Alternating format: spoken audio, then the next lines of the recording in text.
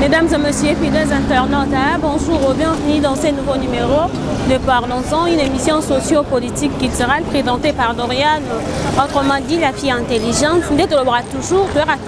pour informer Bino, copier cette nouvelle information, tourner dans la source, les lots qui na marche, donc des abonnés na souffle dans nos paiements, tout marche de quoi IDPS par rapport à la nomination de Konadiso, Ronsard, ceux qui ronchard, voilà. Peuple c'est pas la quitter de quoi il de pèse parce que Azali Ndeko il y a peu perdre Abimine a peu perdre et tu vas revendiquer qui parce que les gens veulent aujourd'hui dans le pays élection moins fiable et suite à ça peuple ndaki qui na terrain pona ko bimisa ko boya matali nomination ya ndeko wana balobeli susu likambo ya loi ya minya kuna sakata yango wana ezalaki marche ya lelo donc bokozwa exclusivité nango à travers ndeko na biso mira soki bozo comprendre nazo pe maman bango parce que to kimi bambangu la police ya boaki biso mama ya moto ba gaz ya ndenge na ndenge donc pe maiza makati donc yango na lobi bolanda biso na Rossi News TV balobi awande makambo information tourner na source parce que nous même tous qui na terrain pour vivre yango tous hein mapé donc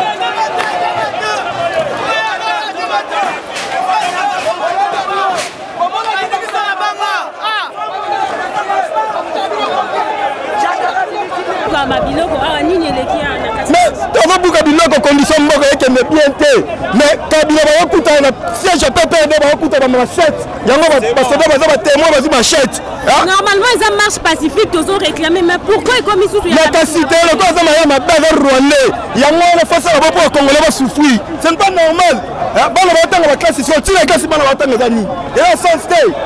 Kabila biso ba Kabila moko te ba Mobutu kenna ba Kabila classe ba sénateur classe ba député ba biso ba classe biso tira zani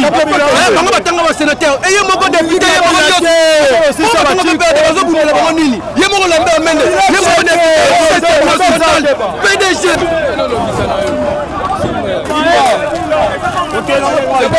bon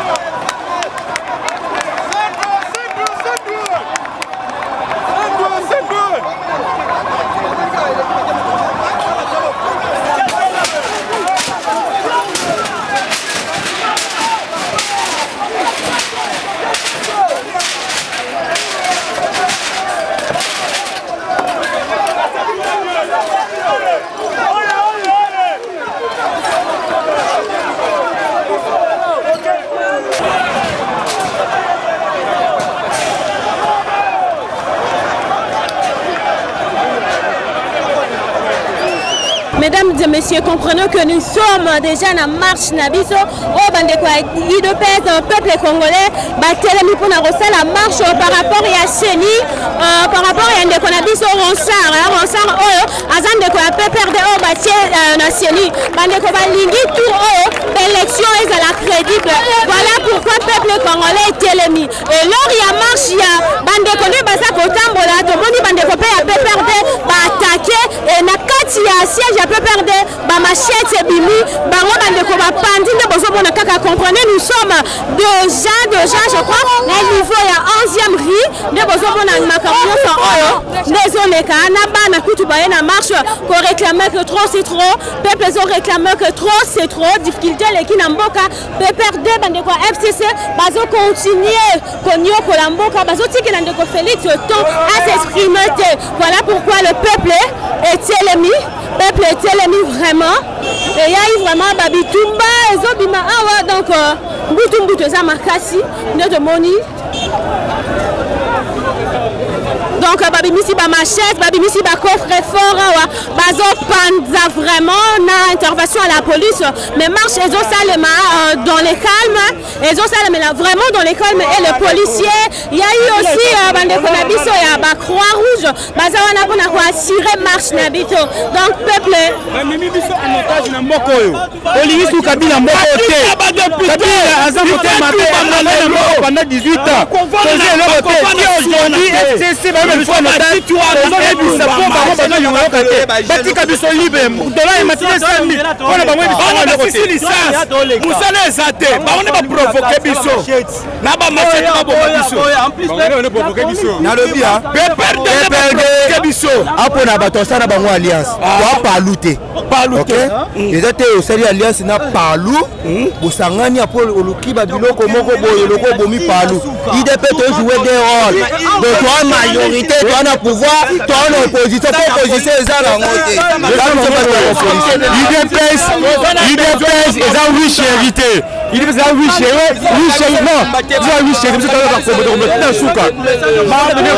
mabunda tosala posa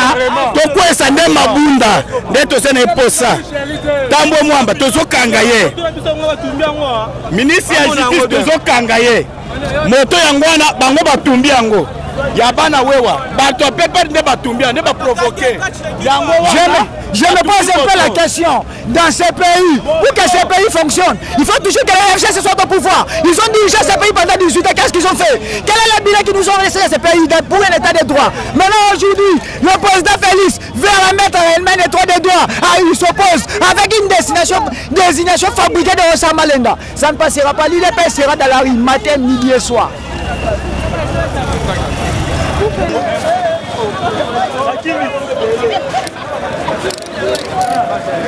J'adore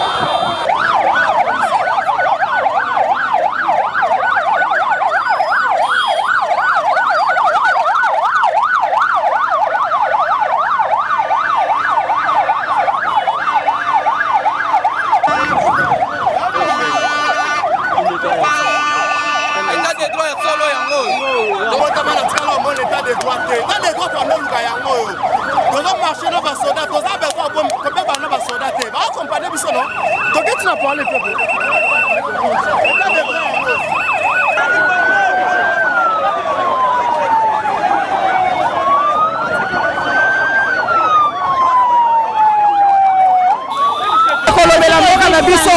Balingi changement état de droit efanda bango balingi muyibi balingi basala makambo na bango ya mabe kotialani bakokutana muyibi eleki souffrance eleki état de droit tomoni population na Félix na biso population te tomoyiye akende tomoyiye amonjo kwetu akomambi eko kabila nenda yako polisi memogan badiso bakolemba boyo bikemaki otansu na moko yo te c'est trop nayeka mpona kabila toana posa za asu na mboko toazonga na mboka na ye na Rwanda ye toasu na posa na ye te lokwa kimikinga kati akende nde Rwanda toana posa na ye te yaka kongala te bila unaenda yenu hapa ni njoo kwetu unasema hapa njoo kwetu wewe mzee Kabila unaenda kwenu biso tolo baboye malonda wana toyebi ete biso to majoritaire bango baka 500 300 mais biso to 10 millions on comprend que na marche oyo sala malelo vraiment ndeko malonda ko siéger les sous terre aux la sous terre na kati ya seni biso to longole déjà toyebi ete to longole tolo baka bantu malamba sa musala wana me malonda na Kabila kutu FCC mobimba toyebi bango te toboyi bango kutu parlement wana delonga na CG kuna kicha jali mabunda nga muntu kovanda kosala parlement kuna bantu jambe songa muntu na sa musala wana lelo batu bazoboma batu toboyi bango tobanga tabakaste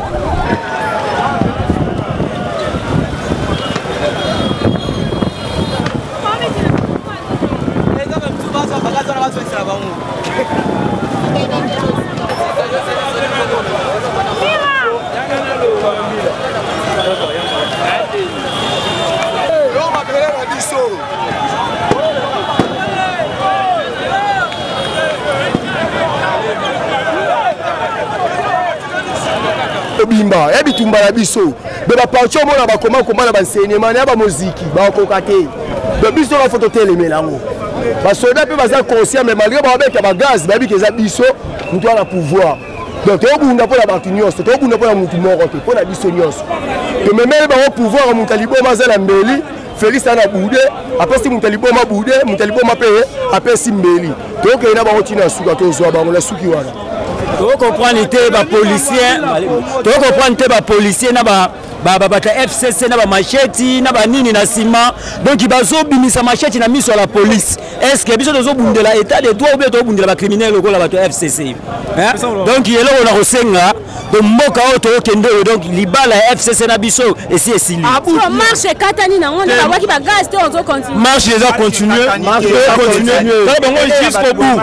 marche ali mais na suka o mboka na biso mboka na mboka soki ba FCC bazaba congolais si ba politique congolais te na comportement on peut savoir kulu na ba machette ba tata ba to était la chance de Kabila to était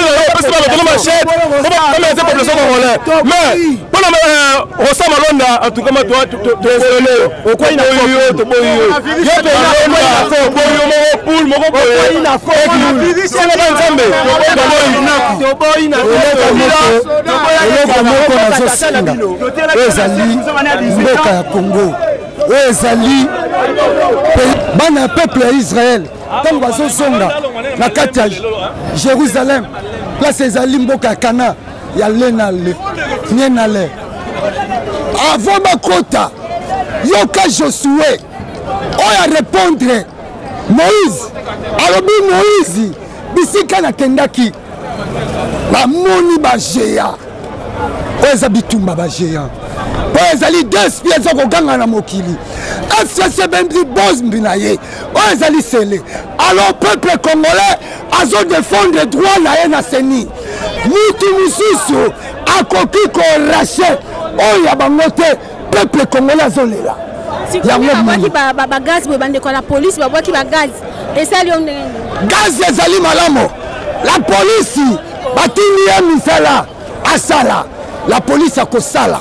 mais la police azali conscient soki peuple congolais atelemi ezali mpona bien na ye ezali mpo ete ye azala malamu yafutama malamu alala na ndako ya kitoko amela kitoko bana batanga basilisa babima mpe badiplome badepute lokola bawana mpona nini bango balingi kaka kidepute na bana na bango mwana soda nini oyo azaki caporal lokola oyo auti kokufa na guerre ya 45-41 guerre ya 44-45 oyo congolais bauti kosalela feti na ye mpona nini abundaki mpona mboka lelo atakei ezali martiri ya mboka lelo makila na ye koganga na mboka lelo makila na ye korepondre source ya mboka soki bango soki peuple congolais mabele ya mboka ekogangaka nzambe